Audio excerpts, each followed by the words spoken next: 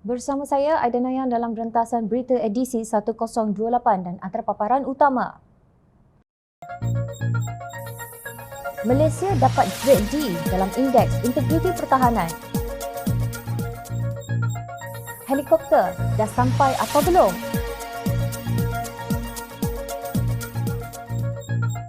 Penyokong kleptokrasi petikai kewibawaan hakim. Harga barang tak turun dalam 100 hari.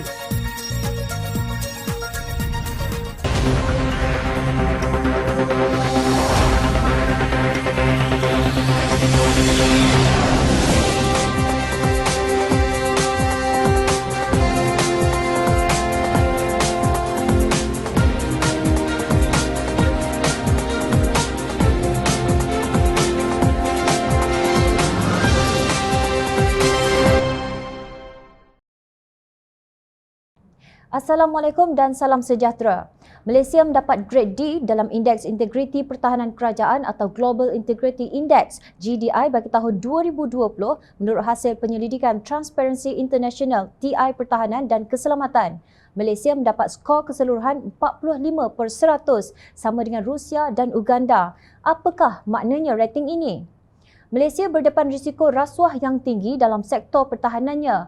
Pemantauan oleh Parlimen seperti baru lahir dan lemah. Penelitian kewangan dihadkan oleh kerahsiaan yang berlebihan manakala perolehan terdedah kepada kepentingan pihak kuasa asing dan domestik yang mengurangkan daya tahan institusi terhadap rasuah.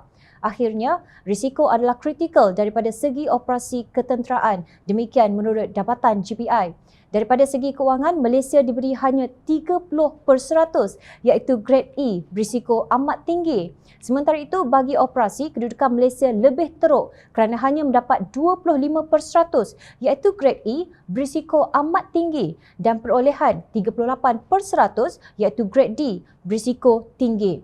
Kedudukan Malaysia hanya diselamatkan oleh personel yang mendapat grade B, berisiko rendah. Dalam bahasa mudah, Malaysia adalah negara yang berisiko tinggi dalam pertahanan akibat isu rasuah dan ketirisan, terutamanya dalam soal pemerolehan yang diuruskan Kementerian Pertahanan. Keadaan ini berlaku bukan kerana penjawat awam atau personel di dalam Kementerian Pertahanan, tetapi kerana kurangnya komitmen pihak yang berkuasa iaitu campur tangan politik atau pihak kerajaan. Isu ini mendapat perhatian Pengerusi Pakatan Harapan Datuk Seri Anwar Ibrahim dalam perbahasan di Parlimen. Anwar berkata masalah ketirisan terus berlaku sehingga ia dihidu oleh GDI yang menjejaskan keyakinan masyarakat antarabangsa. Tentunya ini akan mengesankan aspek keselamatan pegawai-pegawai dan juga keselamatan negara yang gagal diberi perhatian sebaiknya, kata Anwar. Beliau mempersoalkan mengenai isu kelewatan 6 unit helikopter tempur ringan model MD-530G yang dilaporkan pada September lalu dan akan diterima oleh Pasukan Udara Tentera Darat PUTD Disember ini, sama ada sudah sampai ataupun belum. Menurut beliau, masalah di Kementerian Pertahanan timbul kerana campur tangan politik. Kata Anwar, yang mendapat projek tersebut, Datuk Harrison Hassan, Timbalan Ketua UMNO Subang. Beliau tiada masalah siapakah yang dapat projek, tetapi isunya apabila timbul masalah, mesti diambil tindakan. 6 buah helikopter MD-530G.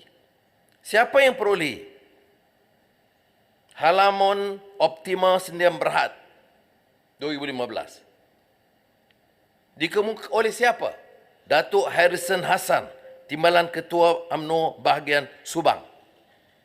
Ya. Saya tak ada masalah siapa pun. Tetapi kalau ada laporan ketirisan, penyelewengan begini, mesti diambil tindakan. Begitu juga dengan projek Kapal Littoral Combat Ship LCS TLDM yang bermula pada Oktober 2013. Kononnya dijangka hanya akan siap pada tahun 2025. Untuk rekod, Jawatankuasa Kira-kira Wang Negara PAC telah memanggil Presiden UMNO Datuk Seri Zahid Hamidi untuk disoal siasat memandangkan ketika itu beliau berjawatan Menteri Pertahanan pada tahun 2009 hingga 2013. Menurut Pengerusi PAC Wong Kah Wah, kerajaan sehingga Oktober 2020 telah membayar sebanyak 6.083 bilion ringgit. Namun tidak ada satu pun kapal yang siap dibina. Isu perolehan kapal peronda LCS bagi Tentera Laut Diraja Malaysia ini juga mendapat teguran daripada Ketua Audit Negara Datuk Ni Azman Ni Abdul Aziz. Beliau berkata kerajaan boleh mengutip denda lewat RM116.54 juta yang tidak dikenakan terhadap syarikat atas kelewatan penyerahan kapal LCS-1 selama 245 hari dari tarikh serahan sepatutnya pada April 2019. Sekarang sudah hampir ke tahun 2022, denda lewat sudah dikutip ataupun belum? Justru tidak menghairankan apabila GDI memberi rating D kepada Indeks Integriti Pertahanan Kerajaan bagi tahun 2020. Siapakah Menteri Pertahanan pada tahun itu?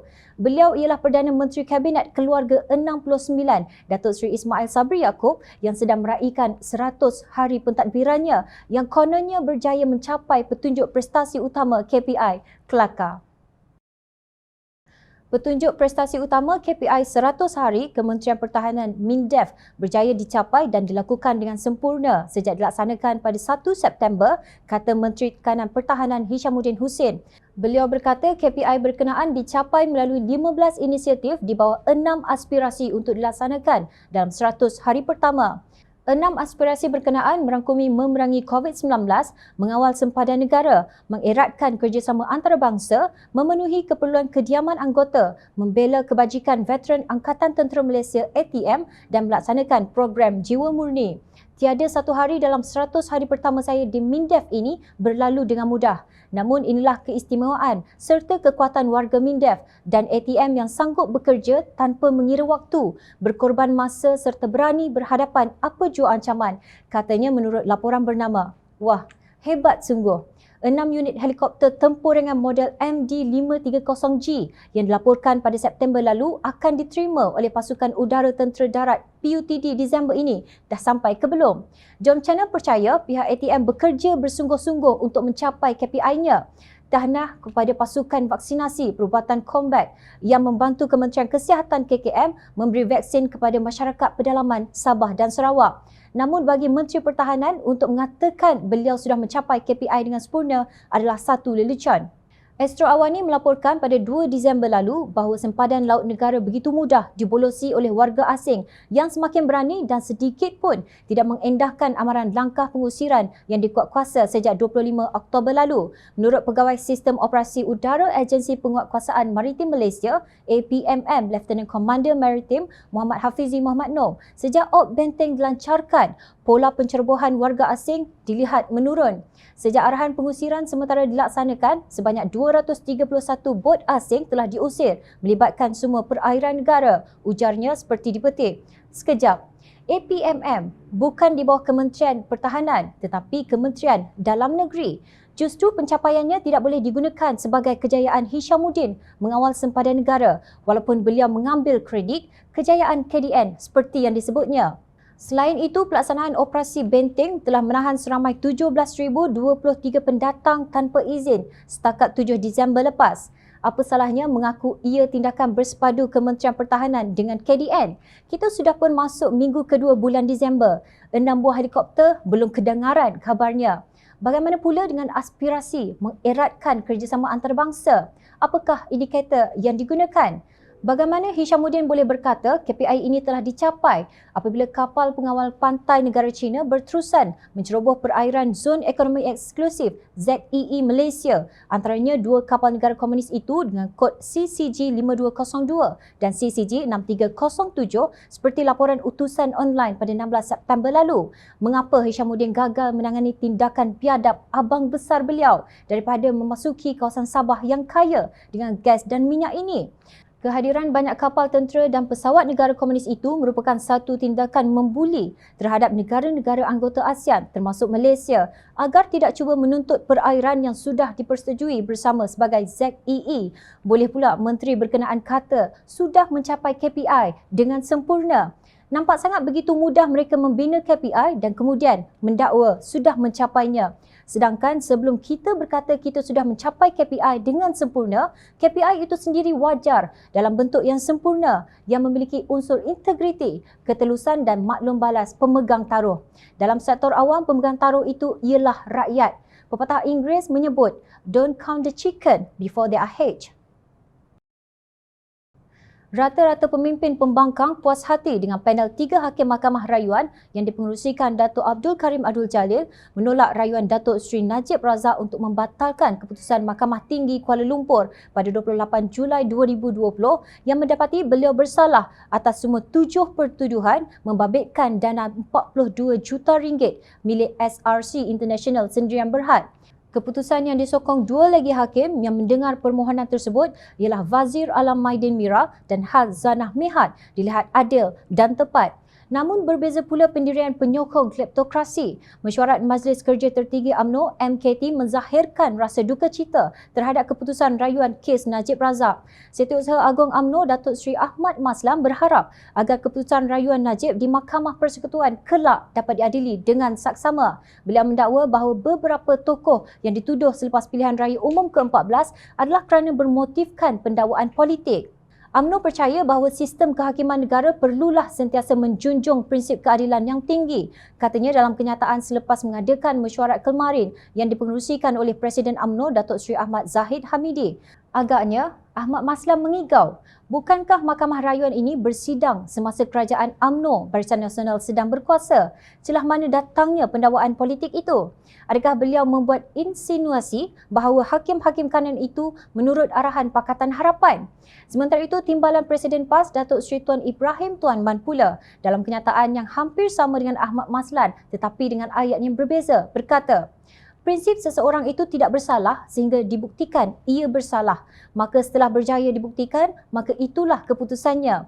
Namun kita tunggulah proses itu berakhir dengan dua lagi mahkamah, satu Mahkamah Persekutuan di dunia dan satu lagi Mahkamah Tuhan di akhirat. Kelakarnya, beliau bercakap tentang Mahkamah Akhirat. Sedangkan dirinya sendiri dan gerombolannya bersekongkol dengan perampas kuasa pada hujung Februari tahun lepas. Mahkamah yang paling adil dan tepat kerana saksi adalah anggota kita sendiri. Kalau seseorang dianiaya di dunia, akan pasti ia mendapat keadilan di akhirat. Tetapi kalau pesalah yang mungkin terlepas di dunia, pasti ia tidak akan terlepas di akhirat. Demikianlah manusia akan merayu dan terus merayu, mengambil apa sahaja ruang bagi menyelamatkan dirinya di dunia dan juga di akhirat. Kepada Allah kita berserah, ujarnya. Sebagai Muslim, kita semua berserah kepada Allah, bukan kepada gerombolan kleptokrasi yang memalukan negara. Dalam hubungan ini, Najib Razak dilaporkan kecewa dengan ulasan Mahkamah Rayuan yang menyifatkannya sebagai memalukan negara. Sepanjang penggal saya, jumlah aset negara meningkat daripada 800 juta ringgit pada 2 trilion ringgit. Oleh itu, saya mencipta banyak kekayaan untuk negara. Tegasnya dalam sidang media selepas keputusan rayuannya diumumkan. Hakim Abdul Karim berkata, Najib tidak mengambil sebarang langkah untuk bertanya apa yang berlaku pada pinjaman 4 bilion ringgit SRC dan sama ada wang itu digunakan dengan betul. Menurut beliau, Najib terbabit secara aktif dalam memastikan pinjaman dari kumpulan wang persaraan diperbadankan atau KWAP disalurkan pada SRC tetapi kemudian bersikap tidak ambil kisah. Katanya tindakan Najib hanya menunjukkan satu perkara iaitu sebaik sahaja dana diperolehi SRC yang di bawah kawalannya, beliau bebas menggunakannya untuk kepentingan peribadi. Ini ditunjukkan menerusi aliran 42 juta ringgit dari SRC ke akaun peribadinya. Ini bukan sesuatu yang boleh dikatakan dilakukan demi kepentingan negara. Tiada isu kepentingan negara di sini. Ia hanya memalukan negara. Tegas Hakim Abdul Karim. Mahkamah Rayuan mengekalkan keputusan Mahkamah Tinggi pada 28 Julai 2020 yang mensabitkan Najib bersalah atas 7 pertuduhan membabitkan 42 juta ringgit dana SRC dimasukkan ke akaunnya. Ia turut mengekalkan hukuman penjara 12 tahun dan denda 210 juta ringgit. Skandal kewangan One Malaysia Development Berhad, 1MDB disiasat oleh sekurang-kurangnya 6 negara termasuk Switzerland, Singapura dan Amerika Syarikat. Malah sejak 4 tahun yang lalu, Malaysia menanggung malu apabila Peguam Negara Amerika Syarikat pada tahun 2017 menggelarkan kes 1MDB sebagai kleptokrasi paling buruk. Siapakah punca kesipuan negara ini? Malangnya hakim-hakim pula dipertikai kewibawaan mereka dengan naratif bahawa dakwaan terhadap Najib bermotifkan politik. Ingat lagi tak betapa ketatnya prosedur operasi standard SOP COVID-19 ketika kempen pilihan raya negeri di Melaka? Dikabarkan seorang individu dikenakan kompaun hanya kerana memakai baju yang mempunyai logo seolah-olah baju itu atau logo itu membawa virus COVID-19. Mesyuarat Pakatan Harapan diserbu oleh penguatkuasa kononnya melanggar SOP.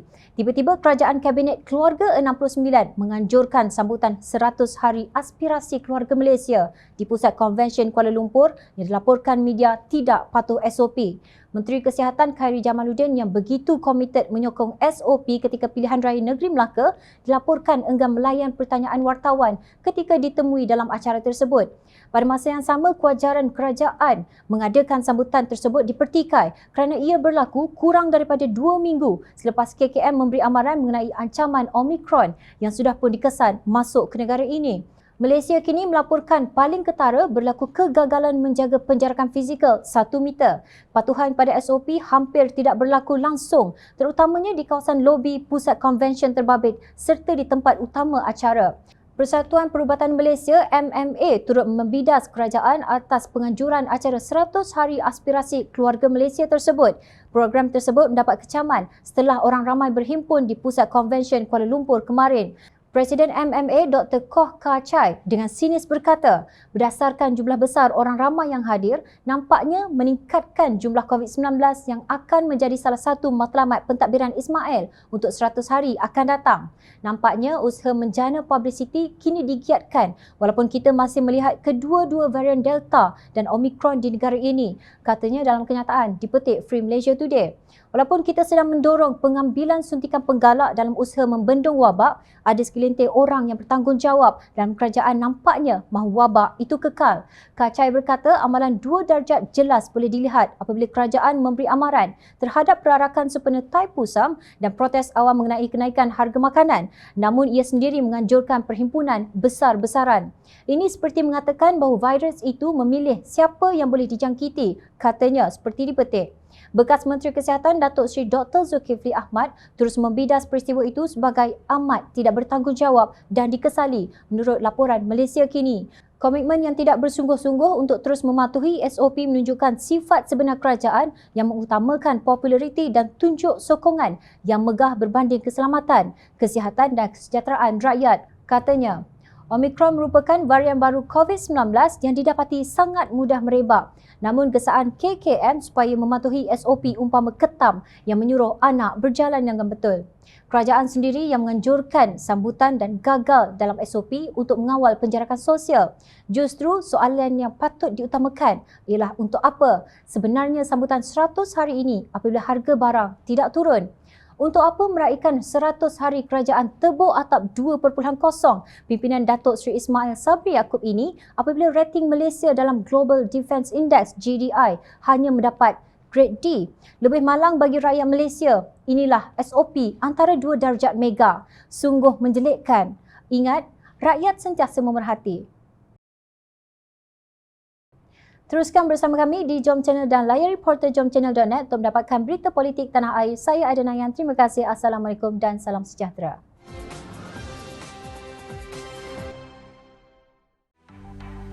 Mencari maklumat dan berita politik yang bebas, kupasan yang tepat, panas. Dapatkannya secara eksklusif hanya di Jom Channel. Komitmen kami, rentasan berita Isnin hingga Jumaat. Berbicara dan isu semasa, kami garapkan secara langsung. Panel-panel berkaliber dan profesional. Interaktif, pandangan anda kami raikan. Jangan lupa bersama kami di setiap hujung minggu dalam edisi khas mingguan. Jom Channel, moving forward, sharing a new experience.